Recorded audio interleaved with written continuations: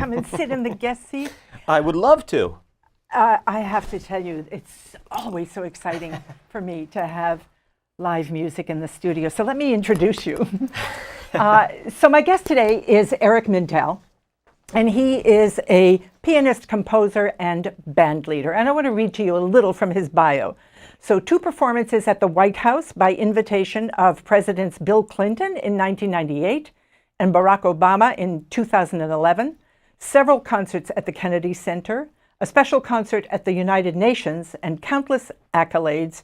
The Eric Mintel Quartet have been thrilling audiences of all ages with their electrifying jazz for over 25 years. Welcome, Eric. Thank you, and I'm only 25. Yeah, see that? Started when you were born. Right, exactly, that day. And that's quite something. So first of all, welcome. Thank you for being so back. Good to see you, too. Thank you so much. You know, we used to do shows some time ago, and I realize now that you're sitting there how much I miss them. Yeah, it's, there, like we were saying, there is something about live music. I always say that live music is the glue that holds the community together. I think that was one of the themes we had on the last show. Yeah, and I think it is. So we have a lot to talk about. But, 25 years is quite a track record. So, and we're going to talk about the music business, but how did you manage this for 25 years? Well, let's just put it this way. The playing is the easy part. The playing and all that is the easy part. It's just getting to that point where you can, have a steady time playing. There's a lot involved. I started when I was in 1993. Just a brief synopsis. In 1993, I started my very first band, and we started doing the college circuit. And one of the things was we were doing a tribute to Dave Brubeck, who Dave Brubeck I found when I was around 14 years old. And I was leafing through my parents' record collection, records, when we had records, vinyl, well, just vinyl's coming back now. But then I found this old 45, Dave Brubeck, Take 5, and Blue Rondo a la Turk. Put the record on, I had an instant connection with it. So that led me to want to know everything I could on Dave Brubeck. And then upon finding out more on Dave Brubeck, I found out I learned more life lessons than music lessons from Dave. Really? As far as work ethic goes, what you need to do as a jazz musician or a musician in general to constantly keep working. Like what? Oh, you've got to be adaptable to so many different situations. Even though I had my band, you have to work in studio work. You could have to work with a singer sometimes. You go in, maybe you're doing shows for theaters. So you always have to be adaptable and be able to adapt in those situations. So I learned a lot that way, but mainly I learned, that fire in the belly, to take this music. And I was doing a lot of originals too. So we started doing a lot more originals when we were also doing the college circuit. But it's just a thing that I want the music, I want jazz more into the public mindset than it is right now. Do you think it has lessened? Do you think it's kind of narrowed down into, jazz aficionados and then everybody else? Well, I'll tell you, we have been very lucky and very fortunate that when we do colleges and universities and even high schools, and if the high schools have a good music program, but the music program hasn't been cut, which is the case sometimes, unfortunately, but the kids are sponges for the music. They love jazz. And so we'll go in and we'll do a workshop on how to listen to jazz and the roles of different instruments in a jazz setting. Kids love it. And it's like, wow, I didn't even know this music existed. Even though they're playing it in school, they don't really know exactly they may know the history of it, but the here and now, what the jazz musician's role is in the world. So they don't get that, but they get the energy. They feel the energy, and that's the whole thing. And then when we do concerts at universities too, or even just concerts in communities, that people might not necessarily have listened to jazz per se, but the way we're presenting it, we always get people coming up after a concert and saying, I never really listened to jazz or I never really liked jazz before, but I like your music. So it tells me two things. We're presenting it in a way that's melodic, it's lyrical. The general public does not want to be hit with 1,000,001 notes. That's true. I hate to say that, but it's a thing that the avant-garde jazz, even though I like that jazz, if you're hitting an audience that's not familiar with jazz, That's a place to start. You're going to turn them off. Yes. I mean, some Yeah. you will. But if you keep it a little bit more on the melodic side and then lead them into, the more adventurous side. So that's kind of like what we try to do. We tend to go out there, but I always like to say we come back home. Yeah, yeah. And what I like about that is this whole idea of educating, like making it accessible. Because I think sometimes people are afraid to admit, I don't get it, And so, or it's a bunch of notes or whatever. Yes, yeah. I mean, basically, in a nutshell, jazz is like any other kind of music. The thing is, take a piece of music that you like, take the A Train or something like that. Maybe some of the pop tunes today, there's forms to those tunes, but the forms are not as clear. There's a lot of different things going on. But basically what we're doing is we're following a form. And what we do as jazz musicians is we are just following that form and playing that form of the music over and over again, all the chord progressions, and we're playing those over and over again. You've got an A section, which could be the main melody, the B section, which is the bridge, and then you've got another A section, which is the out melody. And what we do is we keep constantly repeating that, but playing within the chord changes, things that obviously musically that we've learned over the years. There's a lot of different rules in jazz. The idea is to learn the rules and then forget about the rules. Right. It's like, when you talk about improvisation, it's like improvisational theater or whatever. It's kind of, there's a kind of a structure, and then there's a free-for-all inside of the structure. Oh, totally. And that's the thing. The beautiful thing about jazz is it's infinite. Yeah. There's that's why I love it so much, is because there's always so much more out there to learn, ways of voicing a chord, playing a line. So that's why I love it. And it's like my going into my laboratory, and well, that's why you've lasted for 25 years, because you're always and I like to eat. Yes, because you're always in learner mode. Yeah. But I want to talk about the business of music also, because I think that's pretty daunting, and I think the music business keeps changing. And so, the story of the starving artist, the starving musician, parents always say, get a degree first, and then you could make music second or whatever. Yeah. And so there are certain things that are true in business that you have to apply to the music world. Absolutely. It's one thing if you've hired a manager who knows music and you can afford to pay them and they, do all of your work for you. But most people can't start out that way or even sustain that. So what do you think are the most significant things that you've learned about business and music? Yeah, you have to find a niche. You have to find a niche for yourself. And that's going to be with any business or any musician, any artist, anybody, really. You have to find something that you can specialize in. Specialize. And that's the key word, is specialize in something that really makes you passionate, that really makes you want to get up in the morning and make it happen. Okay, so how would you describe your niche? My niche is music. Okay. My niche would be like a new composition, or my niche would be going into a school that I have a talk to about being an entrepreneur in jazz, and how I can, share my experiences.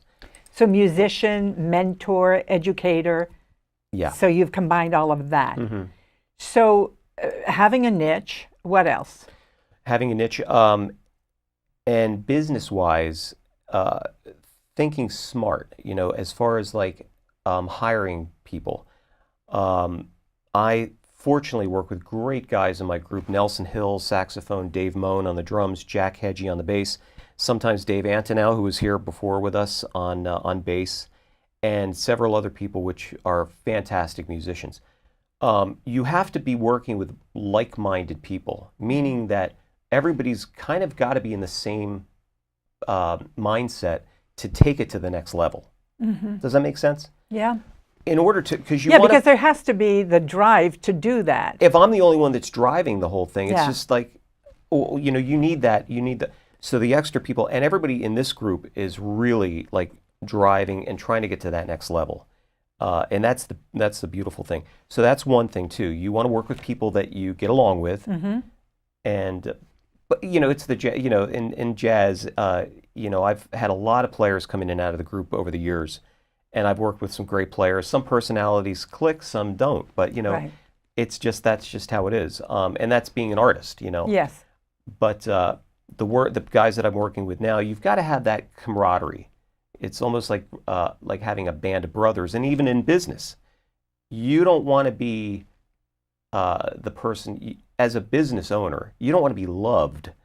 You want to be able to work together. Yes, and produce the results. Yeah, exactly. Because if that's all your idea is there, it's just that's lovey-dovey is fine, very but short-lived. So it's What about again, I know that you're the band leader, so you're kind of the one who's creating the next gig, and in the world of promoting yourself, like you said, we were talking about, you have to keep reintroducing yourself to the public, and even if they've seen you before, you have to reintroduce yourself. It's ongoing. It's never ending. Never ending. And that's also what I love about it too, because we've met so many great people, over the years. We just came back from Hilton Head in South Carolina at the end of August. First time I was trying to get into this jazz club for probably a good maybe 10 years. Got in there. People were phenomenal. And we had 2 shows sold out, both shows, both nights. And they were just really great people. And we go all the way down to Georgia sometimes. We've been out to Colorado. We've been to Seattle. We were in Seattle, get a standing ovation. I mean, first time out there. Again, it's the energy. It's people can sense that. Yeah. People know that you're working hard to make this thing happen.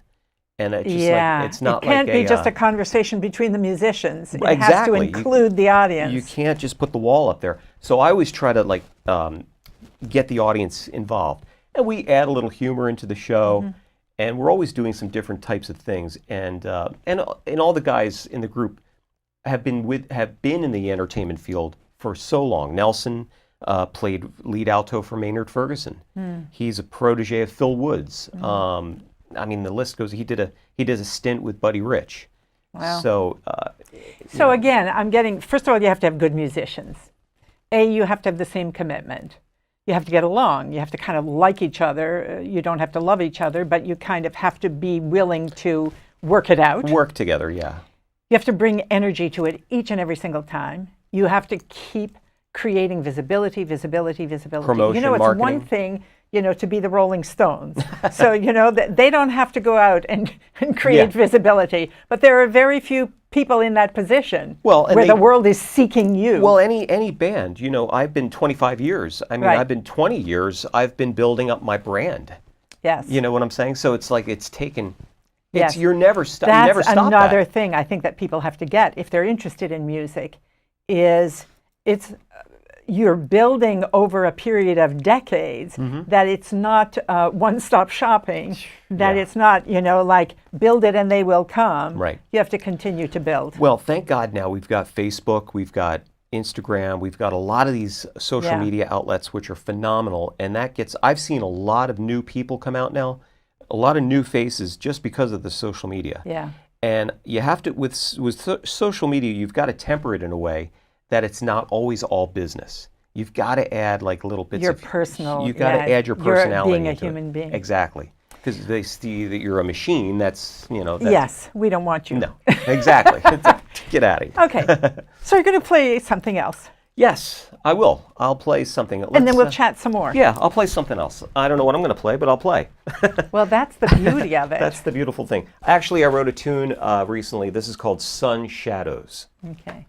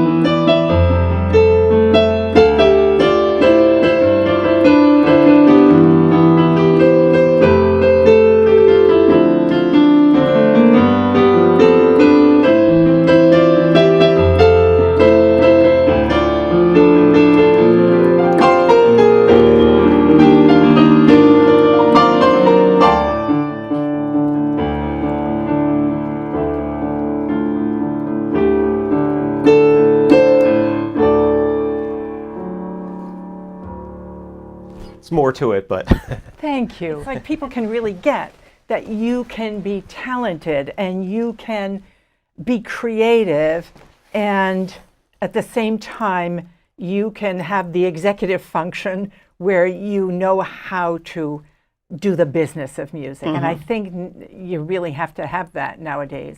it took a while for me to figure that out. But Yeah. that was because, just there's a lot of components to it. I get up in the morning, go to the gym, get set for the day that way, and then go on to bookings. And what I do is we're working on like 4 or 5 different tours right now. Wow. So I'll work in Wisconsin. I'll work in an area there, calling places, venues down in Florida. Then I'm working on another one up in Vermont. So it's like a lot of different. A lot of logistical things, yeah. So yeah, a lot of phone calls. Yes. And again, I think it's so admirable because like it occurs to me that you're one of these people. It wasn't a choice for you. You heard Dave Brubeck and you go, And I'm then on my journey. Then I was fortunate to open up for Dave Brubeck at the Kimmel Center in Philadelphia. And also from that, Dave wrote liner notes for my CDs. So he was a phenomenal guy. And then Dave mentioned my name to Marion McPartland, another jazz legend, and she had me as a guest on her program, Piano Jazz. Yeah. And that was phenomenal. So just really, really great. I've been blessed with a lot of really great opportunities. But again, it's things that I've made happen. Yes. Yes. No one will make them happen. You've got to make them happen. Yeah. And I think sometimes, especially in the world of performance, people think that, all you have to do is show up, succeed once, and yesterday's success is gone. You just have to keep moving. Got it. I wanted to read some things to you because I thought this was really interesting. I knew you and I were going to talk about entrepreneurship and music, but I did some research and they talk about what business can learn from jazz. So there's this one, jazz ensembles produce the most powerful music because no single musician has the capacity to recognize and understand the total audience sentiment, nor does a single musician have the ability to execute the total complexity of the music. The purposeful assembly of talented musicians playing different instruments under a set of common rules with the autonomy to execute what they feel or know is needed at the exact time it is needed produces a most powerful result. And then it went on to say, entrepreneurs can learn from this. Spend most of your time selecting the right mix of talented professionals, lay down the right common rules that allow each player to maximize their individual talent without encumbering the results. Ensure they have a keen and timely awareness of their customer and what will delight them, and then let them play. Just what we just talked about. What we just touched upon was like getting good players, and the other idea was not in a music sense, not telling them how to play. Right. So it's kind of like you let their individual talent shine through. Oh, give them the spotlight. Yes, they talked about that you have to be able to highlight that it's like a quartet, but in business it's a team. Mm-hmm. And instead of separating them and having them compete against one another, right, it's riffing off of each other and allowing each person to shine. That's exactly what we do. Every time we play, that's exactly what we do. People say to me like, do I get like upset if someone's taken more of a solo? Absolutely not. I mean, that's what we want. We want each person's, because these guys are so talented, and I work with good musicians too. If the one guy can't make it, I'll get another guy coming in, and I work with such talented musicians. So let them have fun. Let them be in the limelight. Yes. And that has no bearing on anything. And the bearing it has, it makes the music better. Yes, because it brings that level of excitement up too, because we're always trying to go to that next level of excitement. We're always exploring new ways of interpreting a song, and in ways of interpreting a melody, so to speak. It's very interesting as you talk, and so this research that I did, it talks about translating and taking that whole paradigm of jazz and improvisation and musicianship and translating into business. But what about if you just look at it, taking it into personal relationships? Like it applies there as well. Oh yeah, it's you if you could. There's a thing called compromise. So whenever you're in a relationship, it's always better to have two people working together rather than working through life's problems together rather than against each other, because that never gets anywhere. Right. And if you're two artists in a relationship type of thing too, I've been married, I don't want to say, but but I learned my lesson. But I'm with a wonderful woman now, and so the thing is, you have to learn how to be sympathetic and work through. But isn't certain it things. also like in that the music, the interactive process? When you're playing, you have to be really present. You have to be really engaged. So it's like what happens in relationship is we kind of drag our past with us, and then we get kind of dig in our heels, as opposed to playing in the relationship and really like riffing with each other. Totally. Highlighting, like supporting them shining. And you got to find somebody to help you carry your bags. That's the other. That too. But I thought it was interesting. This professor at a college talked about how she wrote this paper, and she said Duke Ellington, Miles Davis, and Art Blakey are widely recognized as three of the greatest jazz band leaders of the 20th centuries. But did you ever consider they might be role models for entrepreneurs? So she talks about each of them individually, and she says a recurring theme in stories about Ellington, it seems, was his talent for motivation and inspiration, but it was coupled with what the authors called a laissez-faire attitude towards the behavior of his musicians. He saw their little idiosyncrasies and was willing to allow them to have access to their talents, but also to build those relationships. So that raises questions for entrepreneurs. If you have a creative process, you have to have talented employees, but talent is not always easy to manage. To what extent do you accommodate wayward behavior? He did, and he was very successful at it. Whereas Miles Davis rarely chose musicians who knew each other because he felt he wanted to create creative tension where they didn't know each other. And if it didn't work, bam, you're gone, new musicians. Yep. And that was his style, and it worked. And then Art Blakey, his specialty was bringing on young musicians and kind of nurturing them and considering that their behavior was important. Basically, the bottom line was you have to work from what's important to you and decide which one really is workable for you. But they're all places to look as possibilities. Yes. So which are you most like? I'm probably most like, boy, that's a tough question. Because I just, I let my musicians, like I said, let them shine and let them approach. Like if I write a tune, I'll write the melody, but Jack will interpret the bass. If it's a Latin tune, he'll give me a Latin bass line. I won't tell him, hey, I want it like this, Nelson will play a melody. He'll play the melody with me, or we'll play it together. He knows instinctively what to do. Dave Moan, drums. He knows instinctively what to play without me having to say anything, just because of the fact of all those experiences. Yes. Right? And So, I'm gonna stop you here because we're almost at the end of our time, and it's so great that you talk about that. For me, it comes from you've built these relationships, you've built this trust, and you do a little bit about what all of them do. yeah, I guess so, a little bit, yeah. So I'm going to ask you to play us out, but I want to Okay. ask you, is there any message you want to send to the world? Oh, Eric Mintel Quartet, ericmintelquartet.com. And look us up on Facebook and all the usual social media outlets. We are going to be in the Princeton area in April. We're going to be at the Princeton Library. We're working on a date over there, so stay tuned on that. And Palmer Square Princeton Jazz Feast. Hey, give me a call. It's only been 10 years since I've been trying to get in there. Okay, good. So will you play us out?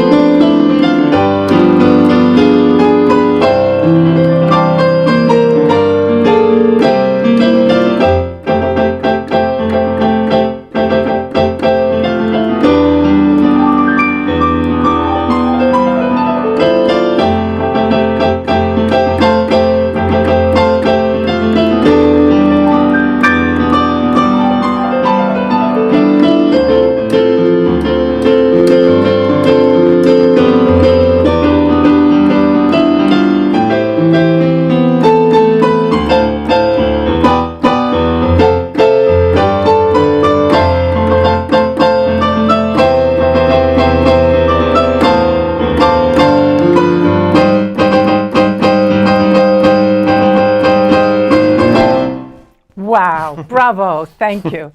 Thank you for joining us. My name is Natasha Sherman. Check out the Eric Mintel Quartet. Thank you. That's great.